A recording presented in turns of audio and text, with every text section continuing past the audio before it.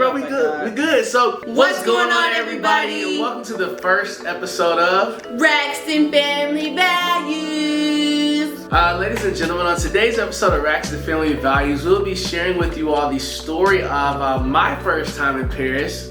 And my second time. Paris was interesting, right? It was fun. It was definitely interesting. It was something else, right? I thought it was fun. You thought it was something else. Oh, it was cool. It was cool. So let's go ahead and start off with the flight, right? So the flight there was 8 hours, right?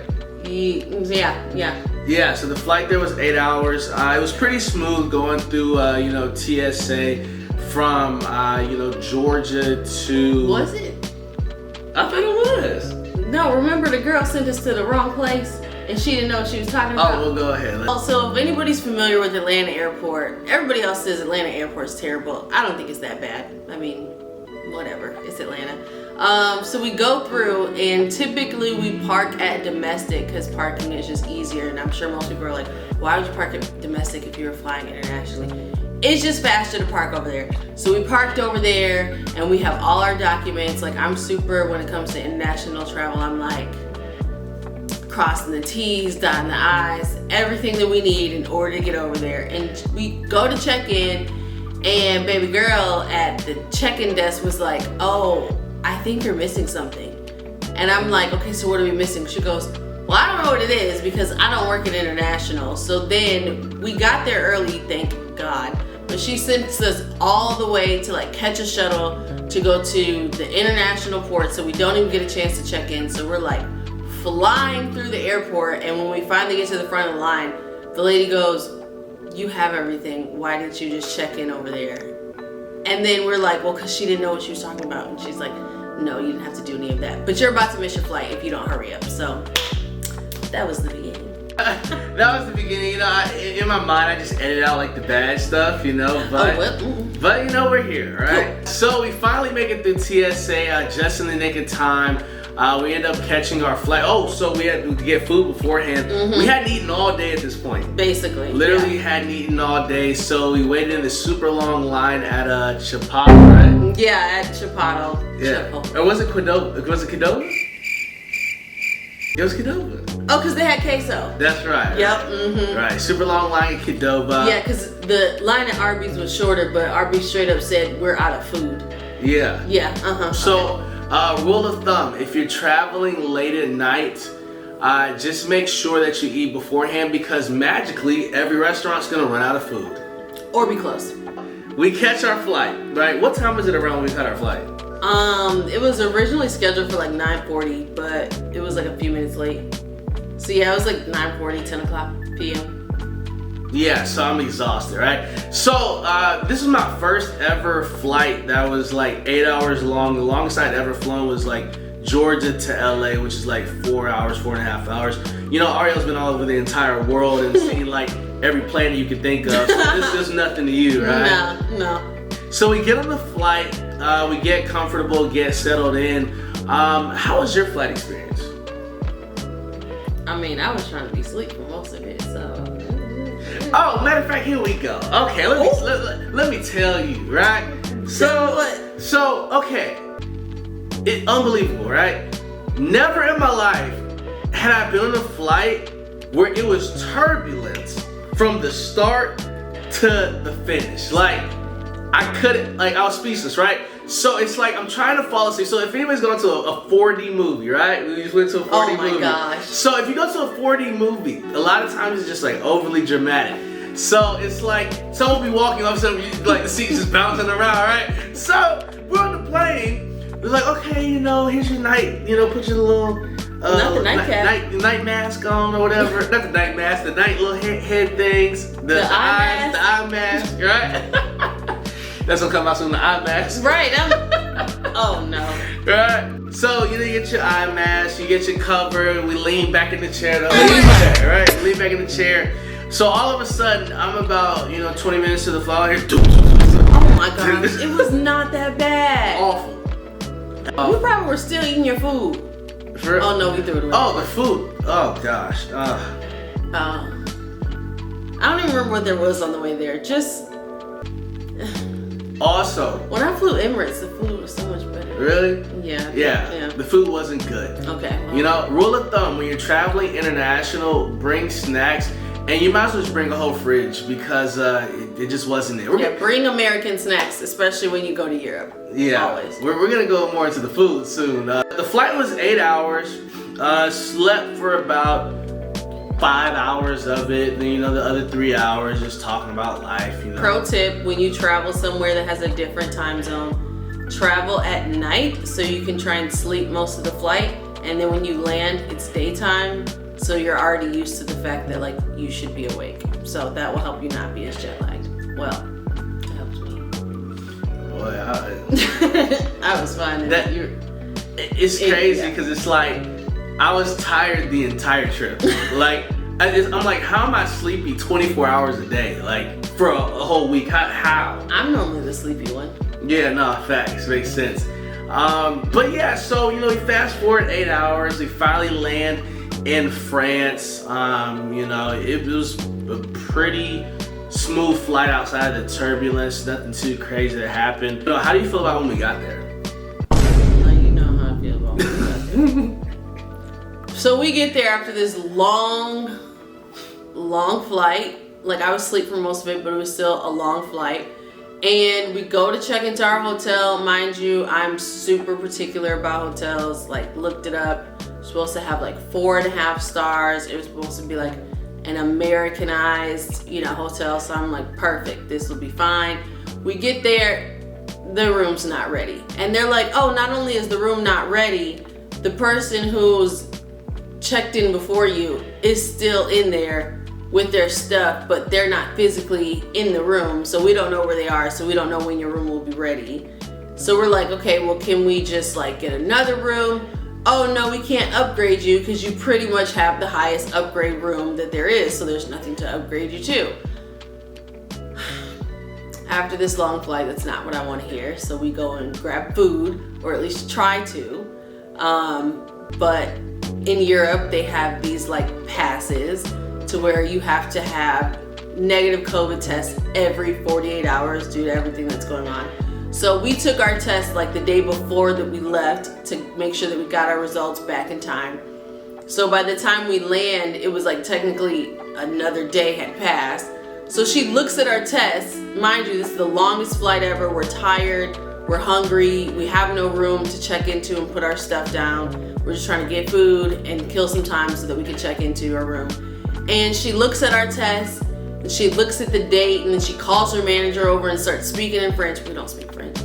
And she goes, yeah, you're not negative anymore. And we're like, what? So she tells us that we can't eat in the restaurant because our passes are too old. So then we have to go down the street and get another COVID test before we can actually eat our food. And yeah, you know, we actually got out of there just at the break of time. It was just announced, I believe it was what, last week? Yeah. It was the beginning of this week, sometime like the last 7 days, that you can't even travel there right now outside of, you can't travel there from the US unless it's like for a very, very serious business purpose. And you have to have like documentation to prove it. So we got out of there in the nick of time. Literally. You know, but we're here, right? It's great. So, you know, we get our tests done and it's crazy. So there, you have to get tests done every 48 hours. Like, wild. I was just like, there's no way, right? Look, America would never. Yeah, no, facts, you know? So every 48 hours, had to get a test done. So our first day, pretty much the majority of our first day was spent trying to figure out where we were going to stay. We ended up changing rooms. The other room was terrible. Trash. Yeah. Awful. Then we just Basuda. literally went to an entirely different hotel, you know, and try to get that worked out. So, I mean, we just ate food and crashed first night, right? Yeah, basically. Yeah. We were too tired to really do anything because after all that, I didn't want to do a thing. Yeah, for sure. Yeah. My body had other plans, you know? yeah. Our bodies did not follow my itinerary. Yeah, that's for sure. You know, but that was day one. But I think day two, things got a little bit better. Yeah. How do you feel about day two? Day two was good. So we had our photo shoot, remember? We had our photo shoot at the Eiffel and at the Louvre. And Yeah, those were only 2 locations, but it felt like we were like in so many different places. Oh, so that was the first thing on day 2? Yeah. Oh wow, yeah, let's talk about that. So we wake up early. It was like 8 or 9, right? Or yeah, 10? the shoot was at 11, I think. Oh, okay. Yeah, or well, 10. My body said 4, so whatever. So yeah, so we woke up early for the shoot, right? And this is interesting because Ariel's communicating with the lady about the location to go to and everything. And so we get there, we have our outfits ready and everything, and then she like starts telling us the poses, and I'm sure y'all have obviously seen the pictures, but she's telling us to do the certain poses. Now, we've never done a shoot like this before. Typically the shoots that we do are a lot more, PG, right? Very just calm. And then, she was telling us these poses, and I'm like, this is how did you feel about it? Well, I felt fine until she told us to kiss and you started gagging. Like literally, so Chris doesn't like when I have on lip gloss and I try and kiss him, so typically I don't. So then she goes, okay, next I need you guys to kiss. And then when we go in to do the kiss, all I hear is Chris going, and then cracking up, like, so that's not gonna make for a good picture when you're gagging literally in my mouth. So that was that. I'm surprised we even got any good footage out of it. I mean, I think it was, I think the candid atmosphere of it was an amazing thing, So we did that. The poses were very interesting, very new, but I think we did a good job nonetheless. So we did our first location. Then we rode in the Benz Sprinter, They're looking for you. If they're looking for me, they're looking for you. Yeah, alright. Well, anyways, family. So we rode in the Benz Sprinter, which we never seen in America. Do they even have? They don't have those here, right? Yeah, it's like literally like you get in and there's like seats on both sides like a limousine, but it's a Sprinter. Crazy, right? So we go to our second location, the Louvre, right? Also known as the Louvre, but I like to say the Louvre because I just like how it sounds. It rolls off the tongue, the Louvre, Louvre. Say it with Louvre. No. Right. So we go there, change it to our other outfit. It was pretty lit. What you think? Oh yeah, we look good. Yeah, for sure. And I believe that I was right about picking the earlier time. Yeah, for sure. This time I was right. So Chris wanted to sleep in a little, and he was like, "Oh, are you sure? Like, I guess we can do the early morning." And I was like, "I promise you, it's gonna make for better pictures. It's gonna be less crowded." And by the time we finished our shoot, like we were starting to, we was getting a little hot. So that would have been the time that we originally started. So like, I don't know how I would have been able to bear the heat and like carrying our clothes, and it was just a mess. So then we went back to the hotel after the shoot, changed, relaxed for a little bit, and then we headed back to the Eiffel to actually experience it. Oh yeah, so we get to the Eiffel was next. Yeah. Okay, so we go to the Eiffel Tower. So this is wild, right? So we go to the Eiffel Tower, the line's hecka long. I'm like, okay, it's hot. I have on these tight jeans. Like, okay, if you go out the country, right, make sure you don't wear tight jeans, right? Because the line was just... Or that's just anywhere. Yeah, I guess you're right. In any hot climates, don't wear tight jeans that will cut off the circulation of air flowing through your jeans, okay? Yeah, all right. So we had the super long line, so we're waiting in the super long line, and we finally make our way to the front. So we've been in this line for like, what, at least 20 minutes at that point, right? Something like that. Yeah, at least 20 minutes. We had made our way through the line to the front. So all of a sudden, like, we just get rushed out of the building. And we're like, okay, maybe this is just like something, I don't know, but this, like, maybe they're just taking us to another area, which is gonna be where we actually board. No, I knew that wasn't right because I heard them saying, "We'll let you know what to do about your refund." I say, refund? I ain't saying this line get on any refund. Oh yeah, no, it was out of pocket. So long story short, like to put it in layman's term, so essentially, there's all these dudes coming with these big guns, right? Like and they're like, get back. They did not shoot the guns at us. No, they ain't shooting, but No, you said get back. No, they just like, get back. We got guns, you feel me? And we like, hey, well, Do your thing, bro. We good. We good. So they pushed everybody out, right? So they cleared the whole tower entrance out. They put up tape.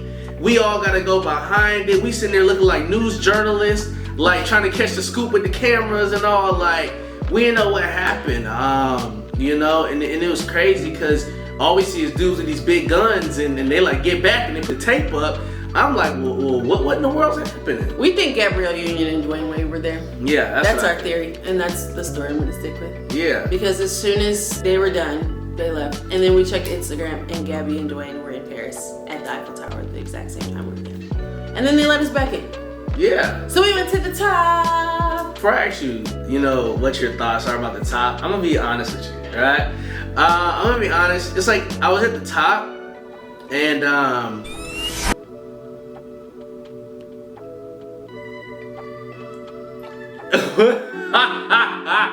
no, but I mean the top was cool. It was pretty cool. So you can see like the entire city from up there. So what you gotta be honest about? It's pretty solid though. What were your thoughts about it?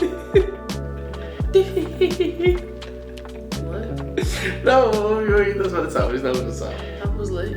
Yeah, it was cool. But anyway, so we went to the top of the Eiffel Tower. You know, it's pretty cool. Took some nice pictures of Ariel.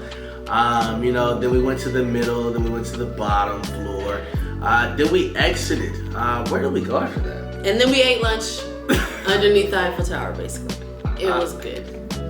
Yeah, I mean, I'm gonna be completely transparent. I don't know if I liked a single meal, except for the pizza. The pizza was good. The pizza was good. Like, the pizza was really good. Outside of that, the food was kind of just, it wasn't giving what it was supposed to give.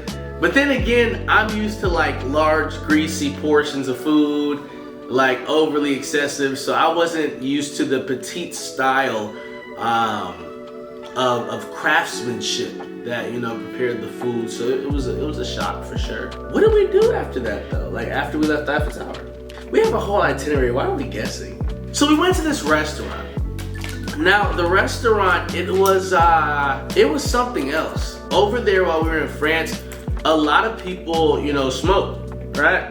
And that's cool, you know, if that's your thing, do you? But, you know, when I'm inhaling it all, I'm eating my food, then I'm like, okay, we got a little bit of a problem. So it's like we were trapped in the smoke. So, you know, there's someone to the left of us, smoke. Someone to the right of us, smoke. Someone in the back and the front of us, just smoke. It's like they were just blowing it, just like they were like, we just blowing it towards it. And I'm just like, come on now, right? In addition to that, they forgot our orders. So they take our orders. Yes. Like 20 minutes later, the guy comes back. He's like, so what did y'all order? And we're just like, he's like, I mean, I didn't forget, but like, just asking, you know. I'm like, if you didn't forget, why are you asking what we ordered? Right. So yeah, so the dinner was, it got a no from me. Yes. So we went to dinner,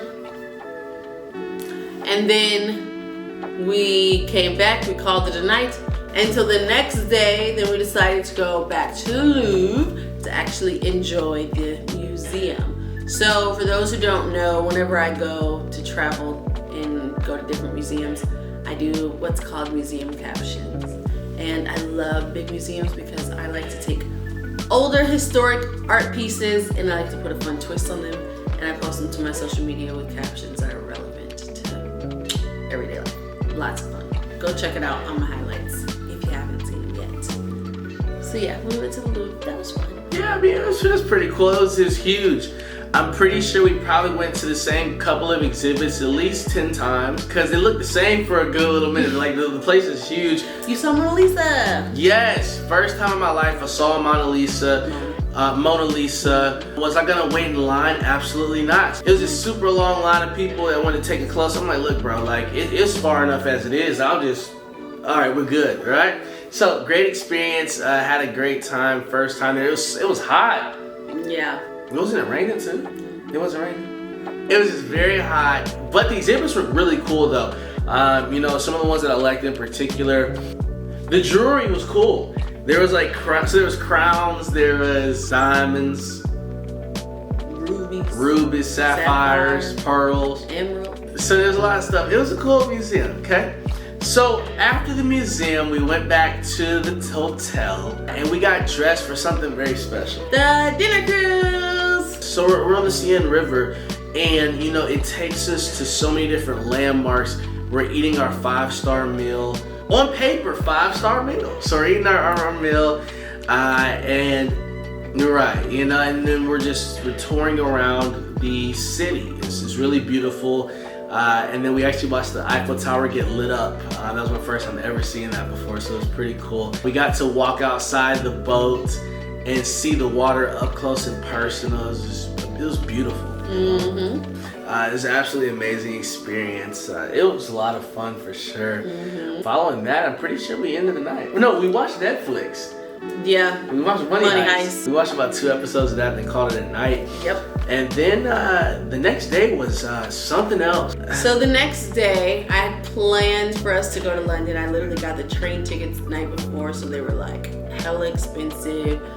When we went to get up, we had our stuff. Well, actually, we didn't really have any stuff because we just wanted to go there, sightsee, shop, and come back. So we're going with no luggage, no nothing.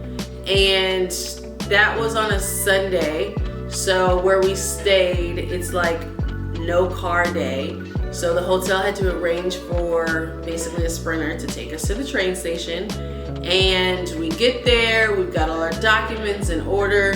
And London's super strict about like their restrictions with COVID and all that kind of stuff.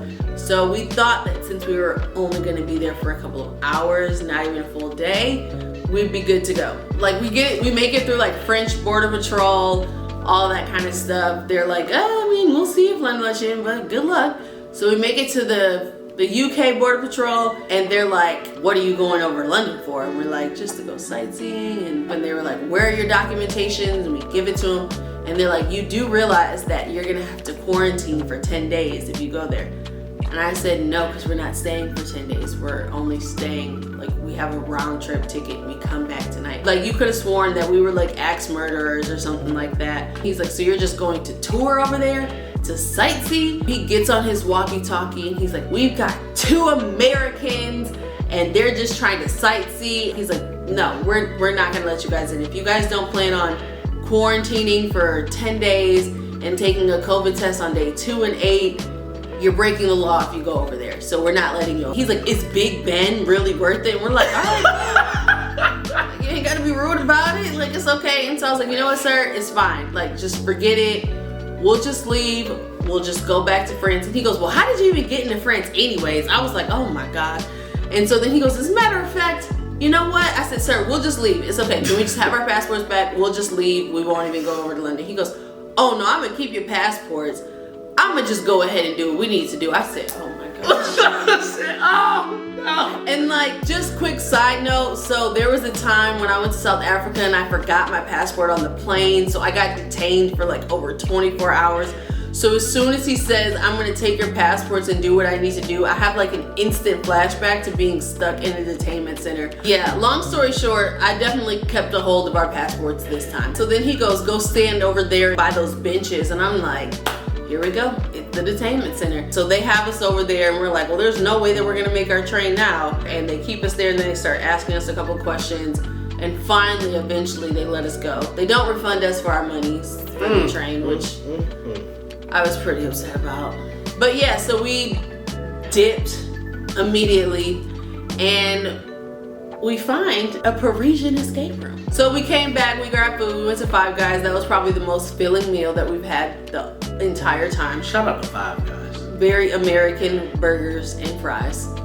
And you had a shake. It was good. And then, I mean, it's like you can't go to Paris and be in the whole entire like Champs-Élysées district and not go shopping. You know, just went over to Louis Vuitton and I get some cute pieces that are only over there. So that was super cool. Although they took forever. But I got the pieces. I'm gonna make those pieces hit. And then it was almost time to escape the room. So he's always wanted to go to Japan. So I picked a Japanese themed escape room and it was in English. So we did a Japanese themed escape room in France and Yeah, I mean, it was a lot of fun. It was definitely exciting. You know, I had to control myself because probably about 90% of the time I was just probably bopping to the music. It was a lot of fun. We ended up escaping the room with it was like, what, like a minute left, 2 minutes, something like that? Yeah, something like that. It was like 30 seconds. We had like 30 seconds. It was a lot of fun. We escaped the room. You know, but nonetheless, it was an amazing experience. After we left there, we went to dinner. We found this spot that was not too far away. We both ordered the beef Wellington. You know, and it was a great time. You know, one thing I will say, even though the food was just not it the whole trip, the ambiance and the atmosphere was just breathtaking. The scenery made up for it. It was very elegant, very well put together. Like, it just, the aesthetics were there. They were hitting for sure. But yeah, the ambiance was lit, so it was fun. We had a good time. We went to dinner. We enjoyed ourselves. And we went back to the hotel and we're like, because that was supposed to be our last like full day there. And we didn't feel like just going back to the hotel, so we like wandered around. We got some macarons. We rolled the streets and just had us a wonderful evening. Yeah, it was pretty cool. Definitely had a nice evening. We then got ready to head back home to the US. So next day, long story short, was a lot of travel. We had our 8-hour flight and we took it back home. Yeah. You know? From that experience, you know, because you've obviously been there before, it was definitely a lot of fun. Will I go back soon? Probably not. You know, but was it fun? Absolutely. But how do you feel about it? I'd go back to shop some more. But it was lit. It was fun. I enjoyed it. My first Parisian experience with you. Yeah, that's cool. So anyways. Okay, scale of 1 to 10. 10 being the best, 1 being how was it? 8. 8. Okay. I think for me, it's like, I'll give it an 8.5. The food could have been better. 8.5 for me out of 10. You know, anything else you got for us from the trip? It was lit. Paris is fun. Yeah, Paris is fun, definitely lit. You know, once the restrictions are lifted, if you haven't gone there before, definitely check it out. You know, but with that being said, I mean, yeah, I think this wraps up the first ever episode of the Racks and Family Values. How you feeling? Make sure you like and subscribe. Leave a comment for where you think we should go next. Yeah, for sure. Leave a comment where you think we should go next. Like, comment, subscribe, and we'll see you all very, very soon.